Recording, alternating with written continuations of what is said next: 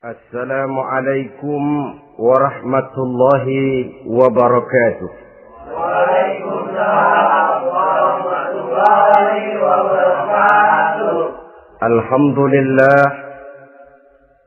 Alhamdulillahillazi anzala al-Qur'an hudan lin-nasi wa bayyinatin minal huda wal furqan. Wassalatu wassalamu ala asyrafil anam wa ala alihi wa ashabihil kiram, amma ba'du. Saudara-saudara kaum muslimin rahimakumullah. Setiap penganut agama di dunia ini mempunyai sesuatu kitab yang dianggapnya sebagai kitab suci. Orang Hindu punya kitab Weda. Orang Buddha punya kitab Tripitaka. Yahudi mempunyai Taurat. Nasrani mempunyai Injil. Penganut Konghucu punya kitab Tao Te Ching. Orang Majusi punya kitab Zen Avesta. Orang Kebatinan punya kitab Serat Centani, Hidayat Jati, Darmo Gandul, atau Gatoloco. Sementara kita umat Islam oleh Allah diberikan Al-Quranul Karim. Mengapa kita yakini Quran ini sebagai kitab suci? Pertama, ia bebas dari intervensi dan investasi manusiawi. Ia sepenuhnya, baik isi maupun redaksi, adalah produk dari Allah Subhanahu wa ta'ala. Kita yakini Quran kitab suci karena sampai hari ini belum ada seorang pun yang sanggup membuat seperti itu. Suatu kitab hanya dinamakan suci kalau dia bersih dari investasi dan intervensi manusia. Al-Quran ini sejak turunnya 14 abad yang lalu telah menantang. Wa in kuntum fi raibin mimma nazzalna ala abdina fa'tu bi suratin min misli. Apabila kamu ragu-ragu terhadap kebenaran Quran yang kami turunkan kepada hamba kami Muhammad, atau kamu menyangka Quran itu cuma bikinan Muhammad saja, cobalah kamu buat satu surah saja semacam Al-Quran. Apabila kamu tidak mampu melakukannya seorang diri, wada'u syuhada'akum, ajak seluruh teman-temanmu. Sejak tantangan ini turun 14 abad yang lalu, sampai hari ini, tidak seorang pun yang sanggup membuat satu surah saja semacam Al-Quranul Karim. Barangkali belum pernah ada yang coba-coba. Sudah. Di antaranya apa yang dilakukan oleh Musailamah Al-Kazzab. Dia mencoba membuat satu surah semacam Al-Quran yang kalimatnya sudah berbentuk bait-bait syair, tapi isinya jauh panggang daripada api. Yang kedua, kita yakini Quran sebagai kitab suci karena isi dan ajarannya sesuai dengan fitrah manusia. Suatu kitab dinamakan suci kalau ajarannya sejalan dengan fitrah manusia. Misalnya, manusia secara fitrah, kalau dia laki-laki, normal nafsu kepada perempuan, itu fitrah. Perempuan suka kepada laki-laki, itu fitrah. Kalau ada kitab suci, tapi melarang manusia untuk kawin, kesuciannya perlu diselidiki. Quran kitab suci sejalan dengan fitrah manusia, maka ia menganjurkan manusia yang mampu untuk melangsungkan perkawinan. Contoh lain, secara fitrah manusia perlu makan. Kalau ada kitab suci yang melarang manusia puasa saja siang malam terus menerus, itu kan sama juga nyuruh orang mati. Quran sesuai dengan fitrah manusia. Maka dalam Islam puasa wisol, puasa ngableng, apa itu istilahnya, puasa nyambung, Dari pagi sampai sore, sampai malam, sampai pagi lagi puasa terus. Bukan saja tidak boleh, malah haram hukumnya. Kenapa? Itu bertentangan dengan fitrah manusia. Yang ketiga, kita yakini Quran sebagai kitab suci karena isinya tidak kontroversial. Isinya tidak saling bertentangan satu sama lain. Di ayat manapun, Quran mengajarkan Allah itu Esa. Satu kali dia berkata haram, dia akan tetap berkata haram. Isinya tidak kontroversial. Sebab kalau ada kitab suci, di satu pihak mengajarkan Tuhan Esa, di lain ayat mengajarkan Tuhan 3, di lain ayat lagi mengajarkan Tuhan 4, kitab kacau namanya. Bagaimana suatu kitab bernama suci kalau isinya kontroversial satu dengan lainnya? Dari 3 kriteria inilah kita yakini Quran sebagai kitab suci. Masalah yang akan kita bicarakan pada pertemuan kita kali ini, bagaimana sikap kita terhadap Al-Quranul Karim sebagai kitab suci.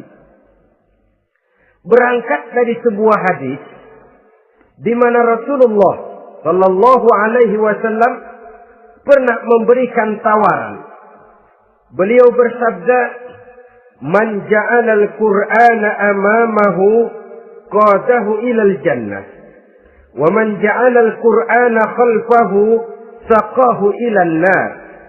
Siapa yang menjadikan Quran sebagai imam, maka Quran akan membimbing dia ke dalam surga.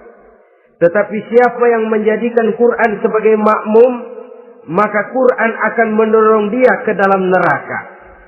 Pilihan terserah kita. Siapa yang menjadikan Quran sebagai imam, ditempatkannya Al-Quran di depan, dia ikuti petunjuk dan ajaran Al-Quran, maka Quran akan membimbing dia ke surga. Surga dunia, lebih-lebih lagi surga akhirat.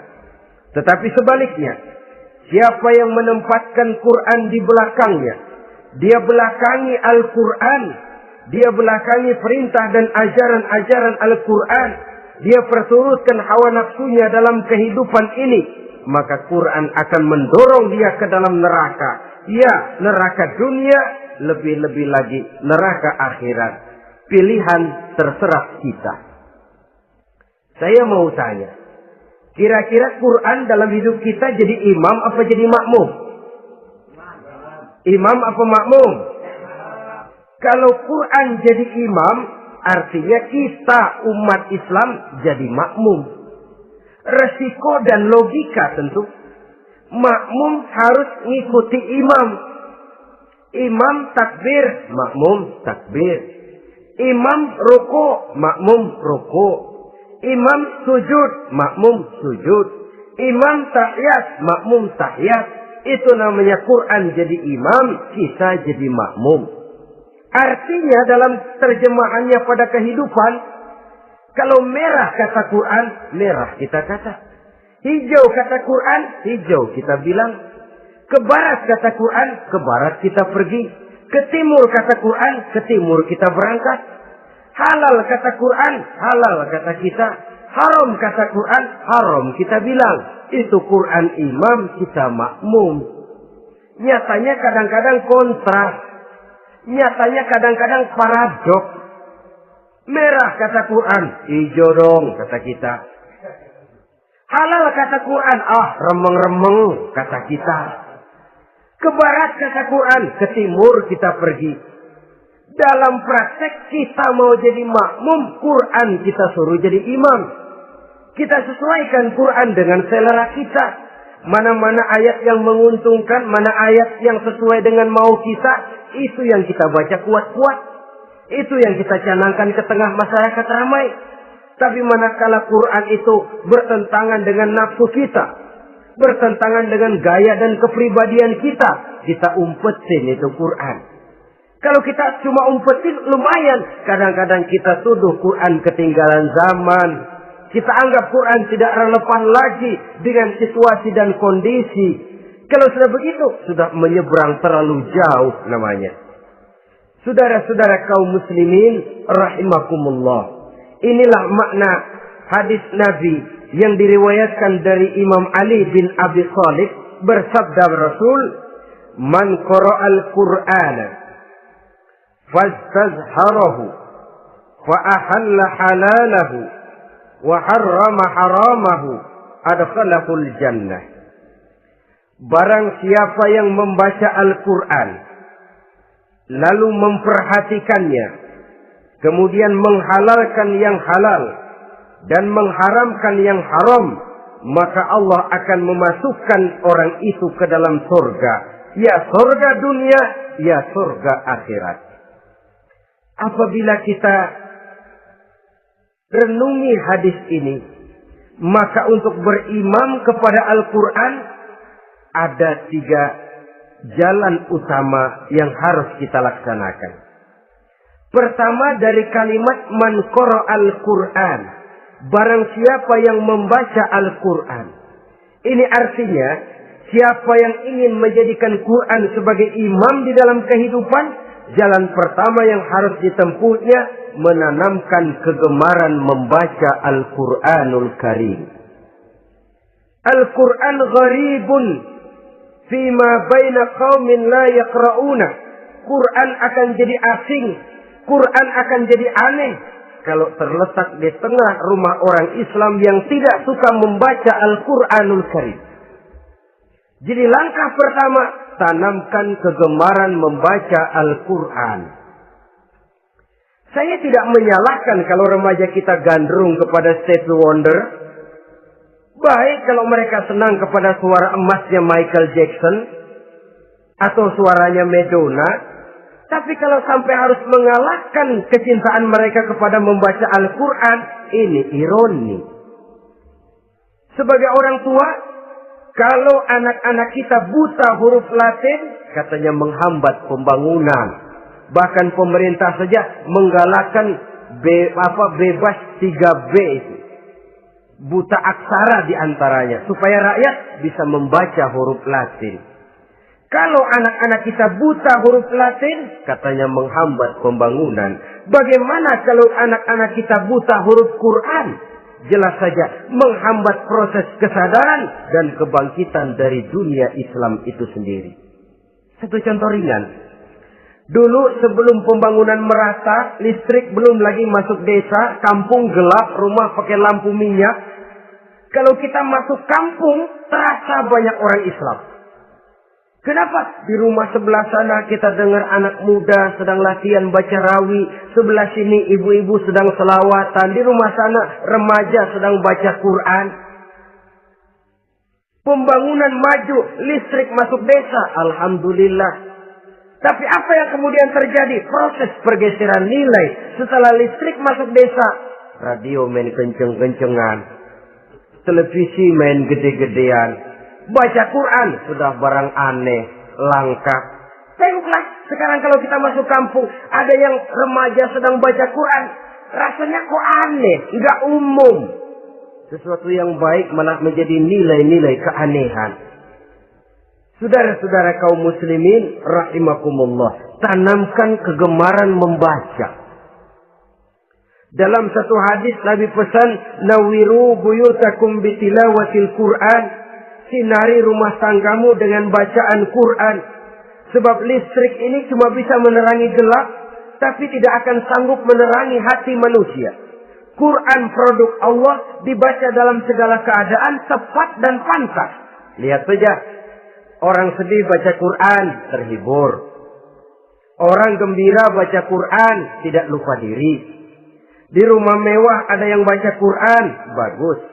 Di gubuk reot di pinggir kali ada yang baca Quran, cocok. Orang kawin dibacakan Quran, bagus.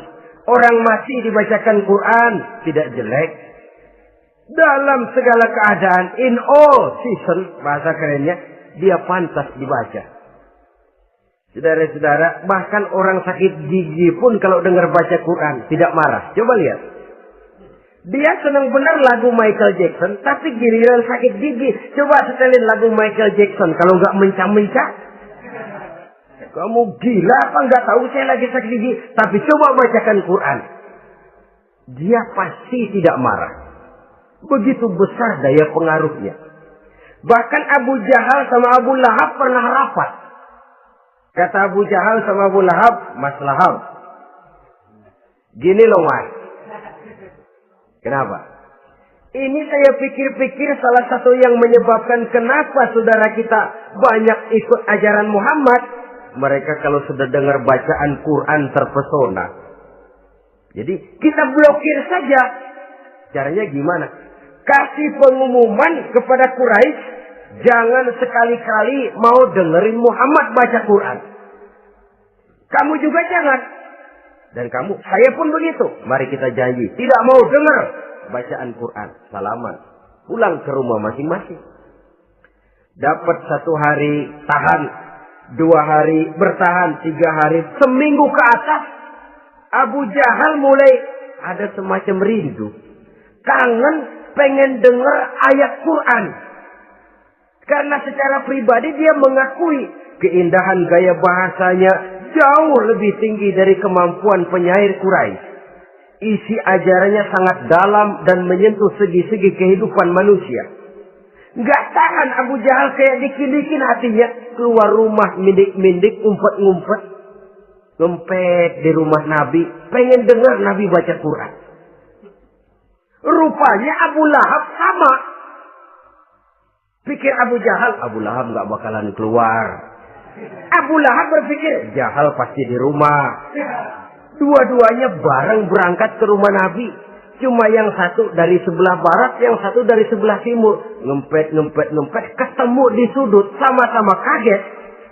Jahal, loh kamu Lahab? Iya, kamu ngapain? Lah kamu ngapain? Akhirnya sama-sama malu. Sama-sama tidak bisa menahan diri. Akhirnya sama-sama ngakuin. Bagaimanapun kita harus akui bahwa Al-Quran ini mengandung daya pesona yang sangat luar biasa. Itu dari segi bacaan. Belum lagi dari segi ajaran. Belum lagi dari segi isi. Tanamkan kegemaran membaca Al-Quran. Sampai-sampai Nabi katakan, Innal ladzi laisa fi jawfihi syai'un minal Quran kal baitil kharib. Orang yang dari tenggorokannya belum pernah keluar ayat Quran barang sepotong pun, belum pernah ngaji barang seayat pun, itu orang kata Nabi kal baitil kharib, kayak rumah kosong. Rumah kan kalau kosong biar bagus, mewah, besar, perabotannya lengkap. Kalau kosong angker. Setan kuntilanak memedi betah benar di situ. Saudara-saudara kaum muslimin rahimakumullah. Dalam satu percontohan Nabi mengatakan begini. Masalul mu'minil ladzi yaqra'ul Qur'an kamasalil utrujah. Rihuha thayyibun wa ta'muha thayyibun. Orang mukmin yang suka membaca Quran adalah ibarat buah utrujah. Baunya wangi, rasanya lezat. Kira-kira kalau di negeri kita buah apa utrujah itu? Semacam jeruk yang manis lah. Sudah baunya wangi, rasanya enak. Itu buah itu. Orang mukmin yang suka baca Quran kayak buah itu. Baunya wangi, rasanya enak. Artinya syiarnya hidup, isinya memang orang mukmin. Sebaliknya, wa masalul mu'minil ladzi la yaqra'ul Qur'an kamasalit tamrah la riha laha wa ta'muha hulwun. Orang mukmin yang tidak suka baca Quran kayak korma. Rasanya emang manis, cuman kagak ada baunya. Artinya apa? Syiarnya kurang. Kalau orang belum tapi kenal kan kagak mau makan kurma. Kenapa? Nggak ada baunya. Daya tariknya kurang, walaupun rasanya enak. Kalau daya tariknya nggak ada, kan nggak ada iklannya, tidak ada syiarnya. Itu orang mukmin yang tidak suka membaca Quran. Ibarat buah, nggak ada baunya, walaupun rasanya enak. Orang kurang tergerak, kurang syiar, kurang daya tarik. Sebaliknya, wa masalul munafiq allazi yaqra'ul Qur'an kamasalir raihanah. Rihuha thayyibun wa ta'muha murrun. Orang munafik yang suka baca Quran seperti buah raihanah. Apa itu? Baunya wangi, rasanya pahit. Orang munafik baca Quran kayak buah itu. Baunya sih enak, cuman rasanya pahit. Ya munafik baca Quran. Syiarnya sih lumayan, daya tariknya hebat, isinya munafik. Nah, paling jelek orang munafik yang nggak suka baca Quran. Wa masalul munafiqil ladzi la yaqra'ul Qur'an kamasalil hanzalah. Laisa laha rihun wa ta'muha murrun. Orang munafik yang tidak suka baca Quran seperti buah hanzalah. Sudah enggak ada baunya, rasanya pahit lagi. Kalau buah pacek kali. Udah baunya kagak ada, kalau dimakan bikin orang celeng. Saudara-saudara kaum muslimin rahimakumullah. Tanamkan kegemaran membaca Al-Quran. Karena membaca Al-Quran merupakan ibadah yang besar. Bahkan kata Nabi, afdalu ibadati abdi qiraatul Quran. Nilai ibadah yang paling baik dari hambaku adalah ibadah membaca Al-Quran. Dalam sholat pahalanya lebih besar di luar sholat daripada di luar sholat. Dengan wudu pahalanya lebih besar daripada tanpa wudu. Mengerti pahalanya lebih besar daripada tidak mengerti. Tapi tidak mengerti pun jangankan membaca, mendengar saja orang baca Quran dengan baik sudah didoakan untuk mendapat rahmat. Berpahala mendengar bacaan Al-Quran walaupun tidak mengerti. Apalagi membaca sendiri, apalagi mengerti apa yang kita baca. Tentu pahala itu akan jauh lebih besar. Ini yang pertama. Tanamkan kegemaran membaca Al-Quranul Karim. Yang kedua, dalam hadis tadi, fastazharuhu. Man qara'al Qur'ana fastazharuhu. Siapa yang membaca Al-Quran kemudian memperhatikannya. Jadi kalau kita mau berimam kepada Al-Quran, setelah menanamkan kegemaran membaca, yang kedua, perhatikan, pahami isinya. Jangan seperti monyet pakai mahkota, ketawa girang, cengengesan, tapi dia tidak tahu arti kebesaran mahkota yang disandangnya. Bangga dengan Al-Quran, tapi apa kandungannya kita tidak mengerti. Untuk memahami Al-Quran ini, caranya bagaimana? Tentu mudah saja. Seperti contoh, kalau kita ingin mengerti caranya bikin tahu, jangan bertanya kepada montir mobil. Montir mobil ahli betul urusan mesin. Tapi kalau urusan tahu, tanya dong tukang tahu. Untuk mengerti rahasia dan seluk-beluk Al-Quran, kita harus bertanya kepada orang yang memahami seluk-beluk Al-Quran. Para ulama, para kiai, para ustadz. Yang kita tahu kualitas keilmuannya, kita yakini loyalitas dan integritasnya kepada Islam ini. Kenapa? Ayat-ayat Quran itu elastis. Dia dibawa kemana saja mau. Ditafsirkan menurut kemauan orang bisa. Paling celaka kalau yang belajar tidak punya dasar, yang mengajar punya maksud lain. Sesat dan menyesatkan. Yang ngajar punya nafsu ambisi. Yang belajar tikus budak. Yang memang tidak punya dasar apa-apa. Sekali belajar langsung tafsir. Cara wudhu yang baik saja belum ngerti. Cara ruku dan sujud yang baik saja belum bisa. Yang membatalkan sholat apa ndak bisa, ndak ngerti. Sekali langsung.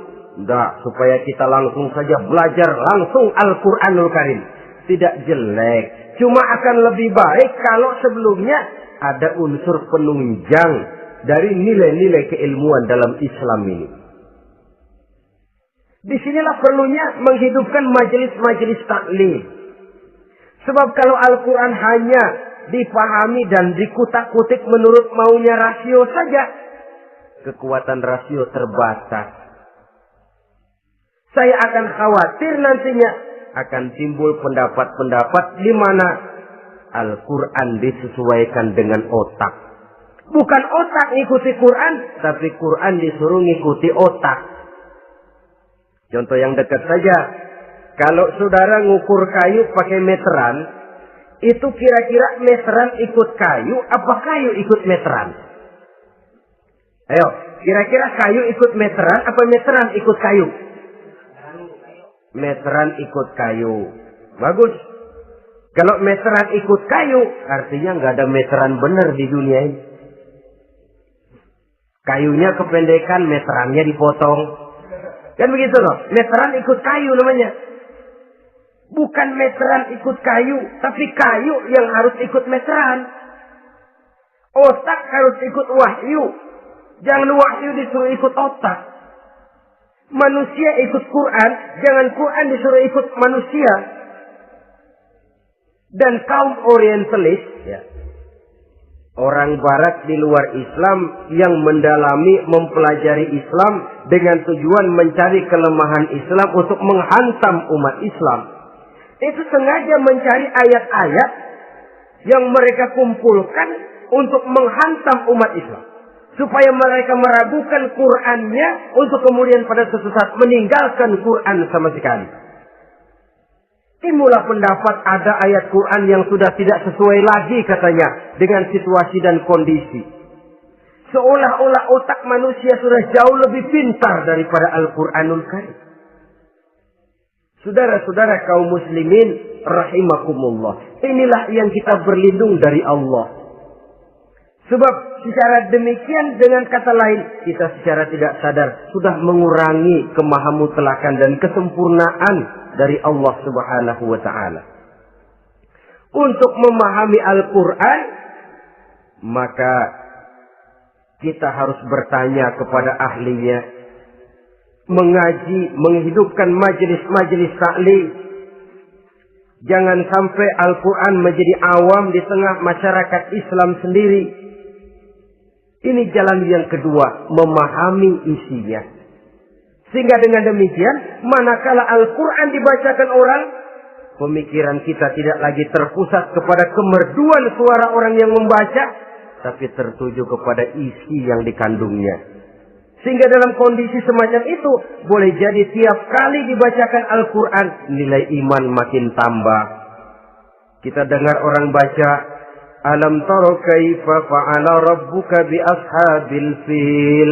Terbayang oleh kita bagaimana Raja Abrahat dengan pasukannya mau menghancurkan Ka'bah. Bagi Allah cukup menurunkan burung ababil. Hancur lebur Abrahat, raja besar dengan seluruh pasukan gajahnya. Berantakan dibuatnya cuma dengan burung ababil. Allah maha besar, Allah maha kuasa. Tambah iman. Kalau tidak, ya seperti yang banyak terjadi. Quran menceritakan azab, kita malah kesenangan.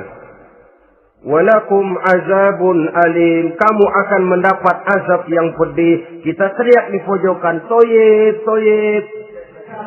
Allah, alhamdulillah. Digambarkan azab malah baik-baik. Bahwa kita suka, kita gemar kepada bacaan Quran dengan suara yang merdu, alhamdulillah. Akan lebih baik lagi kalau kita mengerti apa yang dibacanya.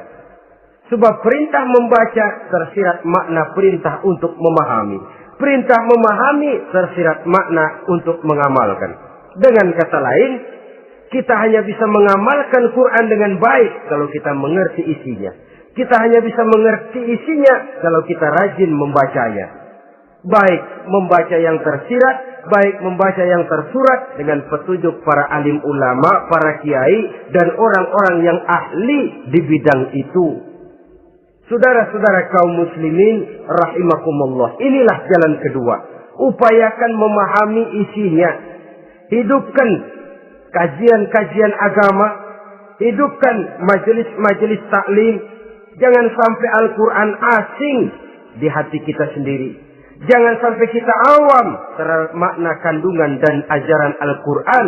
Sementara kita yakini bahwa dialah yang akan bisa membimbing kita menuju kebahagiaan sejak dari dunia sampai ke akhirat nanti. Jalan ketiga untuk berimam kepada Al-Quran, setelah menanamkan kegemaran membaca, lalu berupaya memahami isinya, yang ketiga adalah mengamalkannya dalam kehidupan sesuai dengan kemampuan yang kita miliki. Quran tidak akan membawa berkah Kalau ajaran yang terkandung di dalamnya kita baca, tapi kemudian kita injak-injak dalam praktek kehidupan. Quran mengatakan riba haram, tapi praktek kita dalam hidup malah senang betul kepada riba. Quran mengajarkan jagalah kesatuan persatuan dan ukhuwah Islamiyah. Praktek yang kita lakukan malah centang perenang, malah saling bertolak belakang, malah kadang menjegal kawan seiring, menggunting dalam lipatan, ramai kita dengan kita. Lalu kelemahan pun menjadi kenyataan di mana-mana. Quran sekali lagi tidak akan membawa berkah kalau yang kita baca kita injak-injak. Tentang pengamalan Al-Quran ini, Allah Subhanahu wa ta'ala mengklasifikasi manusia dalam firman-Nya. Tsumma awrasna al-kitaba allazina istafaina min ibadina. Kemudian kami wariskan Al-Quran ini kepada hamba-hamba kami yang kami pilih. Ya Allah, coba saja kita lihat ayat ini. Quran kitab pilihan. Diberikan kepada umat pilihan, yaitu kita-kita ini. Lalu bagaimana umat pilihan ini setelah menerima Al-Quran? Terbagi dalam 3 kelompok besar. Pertama kata Allah, فَمِنْهُمْ ظَالِمٌ لِنَفْسِهِ. Di antara mereka ada yang setelah menerima Al-Quran, kemudian zalim kepada dirinya sendiri. Artinya, hanya mulutnya saja yang menerima Al-Quran, tapi perbuatannya menginjak-injak Al-Quran. Orang semacam ini tidak zalim kepada Allah, tidak zalim kepada Rasulullah, tetapi orang semacam ini zalim kepada dirinya sendiri. Dia terima Quran dengan mulutnya, tapi dia injak-injak Quran dengan perbuatannya. Na'udzubillah summa na'udzubillah. Kelompok yang kedua, faminhum muqtasid. Di antara mereka ada yang setelah menerima Al-Quran lalu muqtasid. Muqtasid ini 50-50. Ngambil jalan tengah. Ajaran Quran dipakai, ajaran setan dikerjain. Artinya juga perintah Quran oke, larangan Quran ho-oh.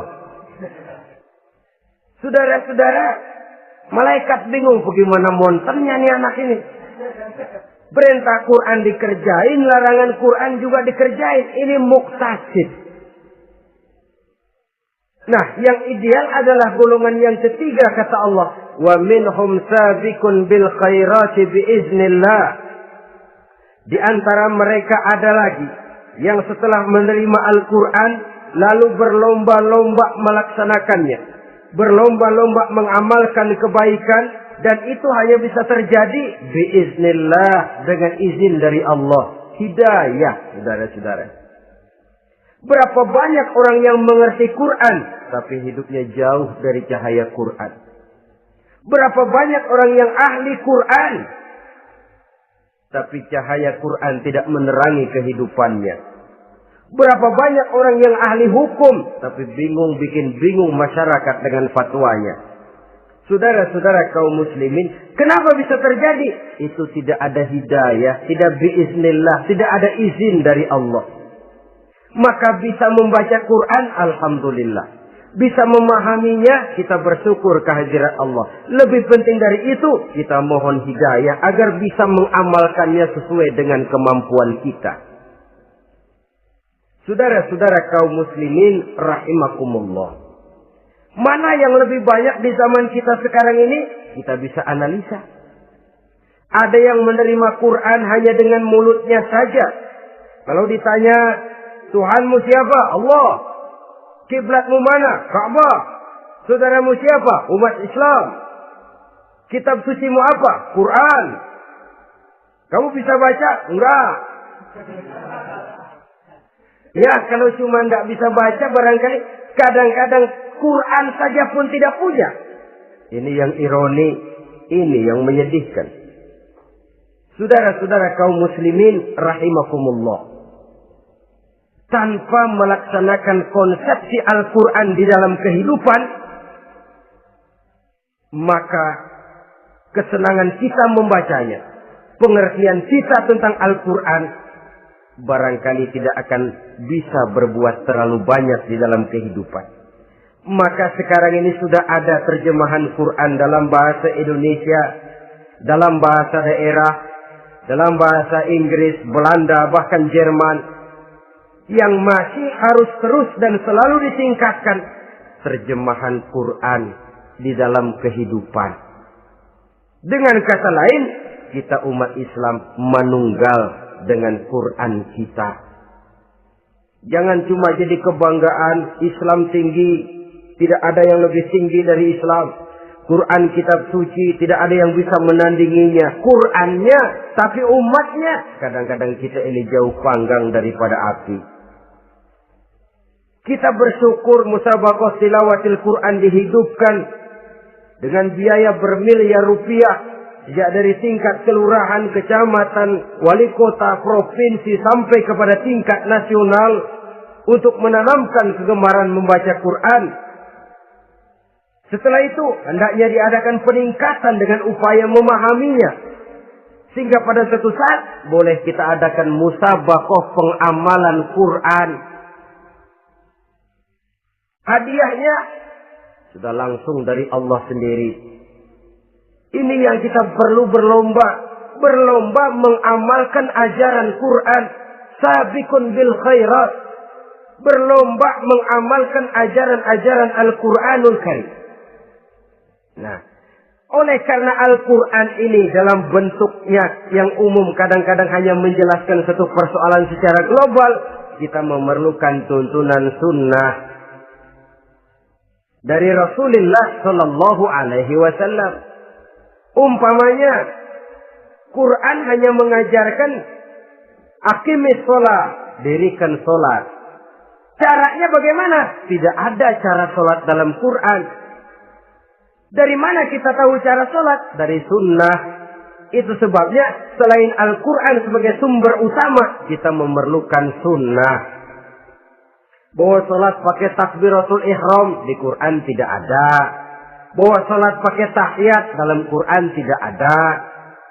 Jadi kalau orang cuma Quran saja, tidak ada sunnah itu, ya bagaimana kita bisa sholat? Quran cuma mengatakan wa atimul hajja wal umrata lillah, laksanakan haji dan umrah karena Allah. Bagaimana manasik haji? Bagaimana cara sa'i?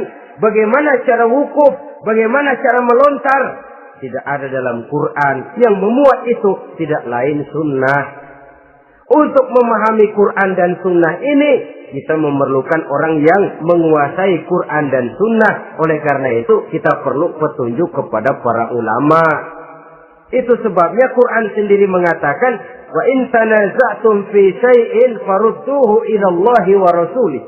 Apabila kamu berbeda pendapat tentang suatu persoalan, kembalikan kepada Allah dan Rasulnya. Kembalikan kepada Allah artinya kembalikan kepada Quran. Kembalikan kepada Rasul maksudnya kembalikan kepada sunnah. Siapa yang mengerti Quran dan sunnah? Para ulama yang kualitas ilmunya kita yakini, loyalitas dan kredibilitas serta integritas keislamannya bisa menjadi panutan. Saudara-saudara kaum muslimin rahimakumullah. Dengan demikian, kalau orang berkata langsung saja memahami Quran, sekarang ini sudah banyak terjemahannya, tidak usah lewat ulama-ulamaan. Saya tidak mencela, cuma agak mengkhawatirkan. Kalau dia memahami Quran cuma sekedar lewat terjemahannya saja, sangat mungkin jadi dia bisa salah paham. Kita memerlukan bantuan sunnah, kita memerlukan petunjuk para ulama yang menguasai di bidang itu. Kembalikan kepada Quran dan sunnah, artinya bertanya kepada orang yang memahami Quran dan sunnah. Loh, dengan begitu kan akan terjadi perbedaan pendapat. Perbedaan pendapat sesuatu yang halal sepanjang tidak menyebabkan kita berpecah belah. Halal berbeda pendapat. Asal diletakkan pada proporsinya. Apalagi kalau perbedaan pendapat itu cuma masalah teknis, bukan masalah prinsip. Kenapa tidak pulang saja kepada tuntunan Quran? Lana a'maluna walakum a'malukum. Kami akan mengamalkan amalan yang kami yakini benarnya. Saudara persilahkan mengamalkan amalan yang saudara yakini benarnya. Sama-sama punya alasan, sama-sama punya dalil. Tidak usah saling menyalahkan. Tidak usah saling mengklaim merasa yang paling benar, orang lain salah semua. Kemukakan argumen, jangan sentimen. Harus dengan semangat mencari kebenaran, bukan untuk mencapai kemenangan. Kalau sentimen lebih penting dari argumen. Kalau kemenangan lebih diutamakan dari mencari kebenaran. Yang berlaku kadang-kadang gengsi. Kalau sudah gengsi, yang bicara emosi. Kalau sudah emosi, istilah kita di kampung, ngambek. Gedean ilmunya sama ambeknya. Kadang-kadang, saya kalau nggak jadi imam, nggak mau sembahyang di situ. Kalau nggak jadi imam, orang lain dianggapnya kagak sah sembayangnya. Pokoknya kalau nggak ngaji sama saya, Islamnya kurang benar. Mengklaim. Perbedaan pendapat wajar, halal, asal tidak menyebabkan kita berpecah belah. Dan sewajarnya kita lebih berusaha mencari titik pertemuan, memperbesar persamaan, dan bukan mengutak-utik perbedaan. Kadang-kadang inilah penyakit kita nih. Satu kunut, satu tidak sembahyang subuhnya. Bisa RT. Satu usoli, satu tidak. Bisa RW. Satu azan sekali Jumatan, satu dua kali. Bikin masjid lagi. Kenapa bukan persamaannya yang dicari? Kenapa justru perbedaannya yang diperbesar? Yang masalah macam ini sampai kiamat tidak pernah selesai. Kan lebih baik kalau kita ditanya orang, Pak, sholat subuh itu pakai kunut apa tidak sih? Kalau saya pakai. Kalau yang tidak pakai kunut bagaimana Pak? Betul, kata yang tidak pakai. Jadi yang pakai kunut betul. Betul, karena saya pakai kunut. Yang tidak juga betul. Betul, kata yang tidak pakai. Kalau yang kunut betul, yang tidak kunut betul. Lalu yang salah yang mana Pak? Yang salah yang subuh nggak sembahyang. Lebih objektif, proyek garapannya ada, umat tidak berpecah belah. Yang konyol kadang-kadang khutbah Jumat pakai membongkar khilafiyah, menghantam tahlil, menghantam kunut. Selesai sembahyang Jumat, apa yang terjadi? Umat resah, masyarakat gelisah, polemik timbul, masalah tidak terselesaikan. Orang jadi khotib itu raja dalam mimbar Jumat, siapa yang mau bantah dia? Kalau memang mau buka itu persoalan khilafiyah, buka dalam forum khusus. Adakan pengajian, jelaskan masalahnya secara luas, mendasar. Jangan mengklaim dan memponis. Berikan kebebasan kepada umat untuk menilai masalahnya selesai. Yang tidak puas bisa bertanya. Saudara-saudara, sudah lewat masanya kita meributkan soal itu. Sudah datang waktunya di mana kita lebih mementingkan dan membicarakan masalah-masalah yang lebih mendesak dihadapi oleh umat. Kemiskinan misalnya, kebodohan misalnya, keterbelakangan umpamanya, peluang untuk mendapatkan pendidikan yang layak bagi anak-anak kita yang berotak cerdas tapi tidak punya kemampuan ekonomi umpamanya. Itu akan lebih objektif ketimbang kita membicarakan masalah-masalah yang sampai kiamat tidak akan pernah selesai. Yang hanya akan menyebabkan kita menjadi lemah, persatuan koyak, solidaritas sosial lalu menurun, saling curiga menjadi tumbuh karenanya, dan pada akhirnya kita tidak akan pernah bisa berbuat banyak. Untung kalau tidak menjadi tertawaan bagi orang yang berdiri di luar pagar. Saudara-saudara kaum muslimin rahimakumullah. Sekali lagi, Al-Quran tidak akan membawa berkah kalau yang kita baca kita injak-injak. Oleh karenanya, untuk berimam kepada Quran ini, sekali lagi pertama, tanamkan kegemaran membaca. Yang kedua, upayakan memahami isinya melalui bimbingan orang yang ahli bidang itu. Yang ketiga, amalkan sesuai dengan kemampuan. Sebab itu ada prinsip, kalau isi suatu hadis nampaknya bertentangan dengan otak, kesohihan hadis itu boleh diperiksa. Tapi kalau ayat Quran nampaknya bertentangan dengan otak, otaknya yang harus diperiksa. Jangan Qur'annya lalu disesuaikan dengan otak.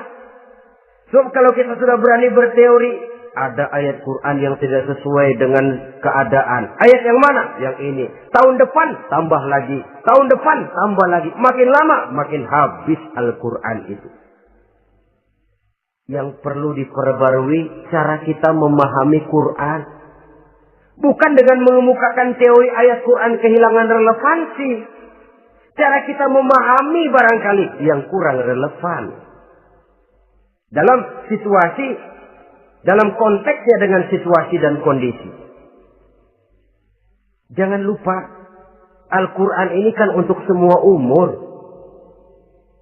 Dia bisa dipahami secara filosofis, dia bisa dipahami dengan kacamata orang awam.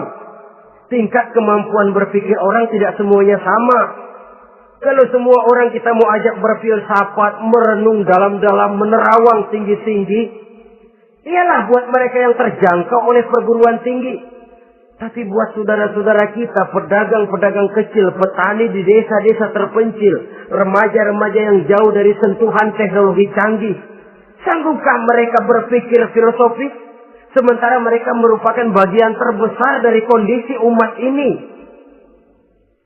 Saudara-saudara kaum muslimin, oleh karenanya ditentang membaca, memahami dan mengamalkan, Rasulullah Sallallahu Alaihi Wasallam pernah memberikan sugesti. Beliau bersabda, "In aradtum aisas su'ada," apabila kamu menginginkan kehidupan yang bahagia, hidup seperti hidupnya orang-orang yang bahagia. Dan tentu ini keinginan kita semua. Wa mautas syuhada, dan menginginkan mati sebagai matinya para syuhada, para pahlawan pembela agama, orang yang mati syahid. Wah, ini sudah tidak duanya ini. Hidup mulia, mati syahid. Dapat dua-duanya. Wan najata yaumal hasri, dan ingin mendapat keselamatan pada hari hasyar, hari pengumpulan manusia di padang mahsyar. Wazilla yaumal harri, dan mendapat perlindungan dari Allah pada hari yang sangat panas. Wal huda minadh dhalalah, dan mendapat petunjuk dari kesesatan. Nah, ini keinginan semua orang. Kan yang kita cari apa sih? Hidup bahagia. Biar tidak kaya asal bahagia, sudah enak. Lalu apalagi? Matinya sebagai syahid. Kemudian di hari pengumpulan nanti mendapat keselamatan. Lalu pada saat orang lain kepanasan kita mendapat perlindungan. Kemudian orang lain kebingungan kita mendapat petunjuk.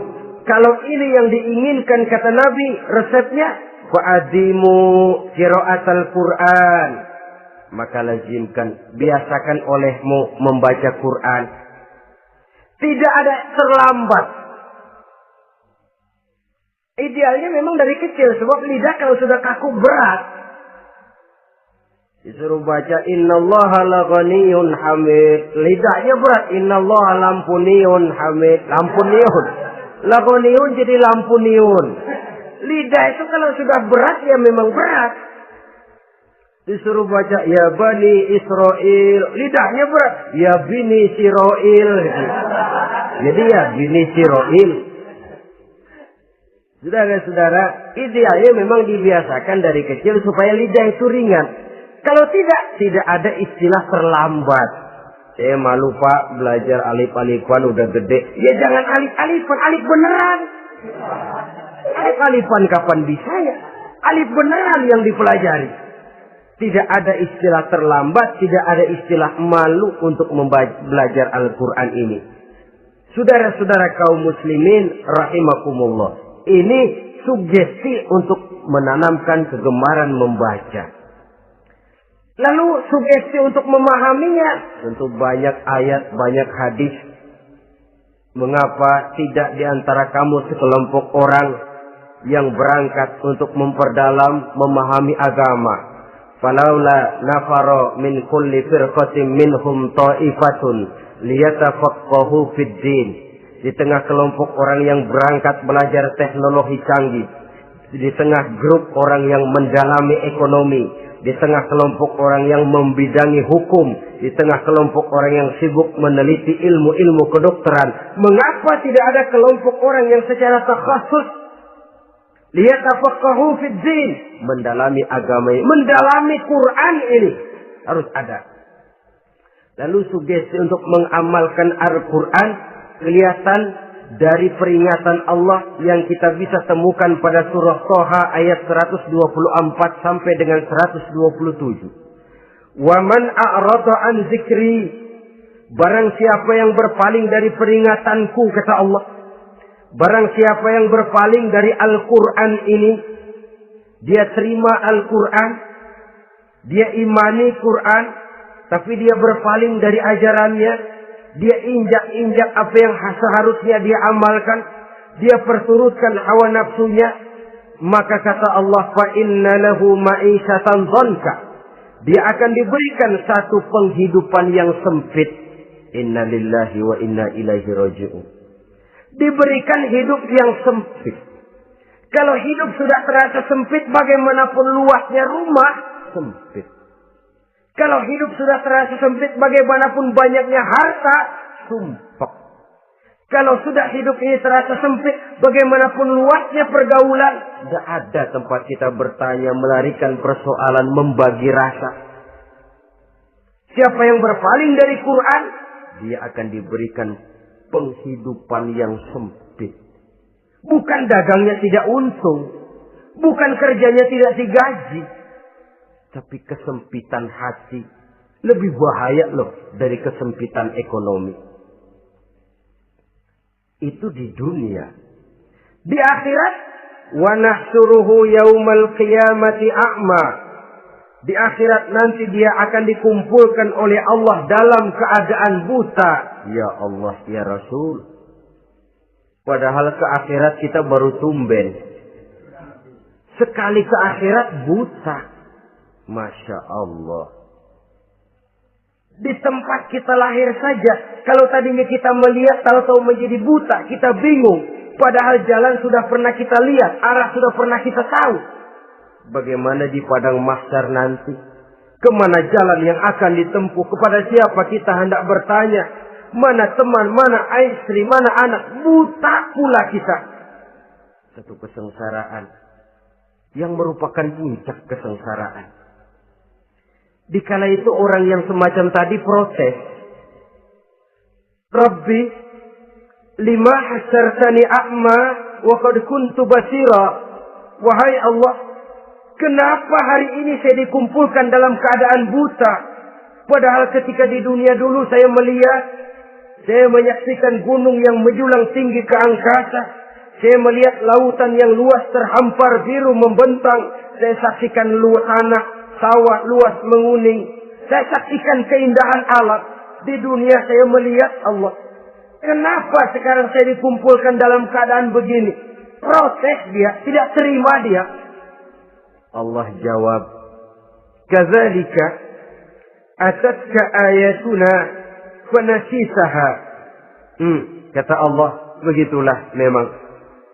Dahulunya waktu di dunia telah datang ayat-ayat kami kepadamu. Telah turun Al-Quran. Telah datang agama. Fanasitaha. Tapi kamu lupakan dia. Kamu lupakan Quran. Kamu lupakan Islam. Datang ayat, turun Quran, turun agama. Kamu belaga pilon.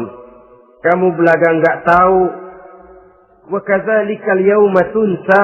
Maka hari ini pun begitulah kamu dilupakan. Sebagaimana dulu waktu di dunia, kamu telah melupakan ayat-ayatku, melupakan kitabku, melupakan ajaran-ajaranku. Hari ini kamu pun dilupakan. Seolah-olah Tuhan cuma nggak bilang, mereka protes, Tuhan, kenapa saya buta padahal di dunia saya ngelihat. Kata Tuhan, kalau bahasa kita, lu rasain. Lu sih, kenapa dulu di dunia? Pura-pura nggak lihat. Kenapa waktu di dunia? Pura-pura nggak tahu. Kenapa waktu di dunia? Kamu lupakan Quran. Maka hari ini pun engkau kami lupakan. Wa kadzalika al-yawma tunsa. Wa kadzalika najzi man asrafa wa lam yu'min bi ayati rabbih wal azabul akhirati asyaddu wa abqa. Demikianlah kami membalas orang yang berlebih-lebihan, orang yang melampaui batas dan tidak mau beriman kepada ayat-ayat Tuhannya, dan sungguh siksa akhirat itu lebih dahsyat dan lebih kekal. Siksa dunia mungkin kelaparan, kekurangan ekonomi, kekurangan pakaian, tapi berapa hari paling lama seumur manusia? 70 tahun umur kita, ya paling lama begitulah. Tapi siksa akhirat, kesengsaraan akhirat, kesengsaraan neraka, asyaddu wa abqa, lebih dahsyat dan lebih kekal. Di zaman sekarang orang bukan cuma berbuat potong kompas, berpikir pun potong kompas, berpikir pun ngambil jalan pintas. Dia lebih memilih kesenangan yang sedikit dengan mengorbankan kesenangan yang abadi. Dia mengejar surga yang sebentar dengan menghancurkan surga yang kekal. Dicarinya surga dunia, hidup cukup, rumah bagus, makan bagus, pakaian bagus, istri bagus, dengan menghalalkan segala macam cara, berpaling daripada kehidupan agama, lalu menginjak-injak Al-Quranul Karim. Kita berlindung kepada Allah, jangan sampai dimasukkan dalam kelompok yang di akhirat nanti dibangkitkan dalam keadaan buta. Na'udzubillah summa na'udzubillah. Di sini kita terkesan dengan apa yang dikatakan Sayyid Muhammad Abduh, al-Islam mahjubun bil muslimin. Kebesaran Islam kadang-kadang tertutup oleh tingkah laku umat Islam sendiri. Keluhuran dan kesempurnaan Al-Quran tertutup oleh kebodohan umat Islam. Sedangkan untuk mengungkapkan rahasia Al-Quran ini diperlukan keahlian yang kompleks. Saudara yang di Fakultas Teknik belajar teknologi, ungkap buka rahasia Quran di bidang teknologi. Saudara yang di bidang kedokteran, ungkap buka rahasia Al-Quran di bidang kedokteran. Saudara yang ahli geologi, pelajari struktur kulit bumi dengan mengungkap rahasia Al-Quran. Sehingga pengkajian kita tentang teknologi, pengkajian kita tentang angkasa luar, pengkajian kita tentang anatomi manusia akan berakhir kepada subhanaka ma khalaqta hadza batila. Ya Allah, tidak satu pun yang Engkau ciptakan ini sia-sia. Perut bumi mengandung minyak, timah, kekayaan yang berharga untuk manusia. Mempelajari angkasa luar bisa memahami musim dan menyelamatkan manusia. Mempelajari rimba belantara, teknologi canggih, akhirnya akan memperkuat nilai-nilai iman. Menerjemahkan ajaran Quran lewat disiplin ilmu yang kita kuasai masing-masing, untuk kemudian bekerja sama bahu-membahu dalam rangka mengimani Al-Quran, mengamalkan Al-Quran, dan mengawal keluhuran Al-Quranul Karim yang atas dasar tuntunannya kita hidup, untuknya kita berjuang, dan dalam bimbingannya kita ingin kembali menghadap Allah Subhanahu wa Ta'ala. Inilah pertemuan yang singkat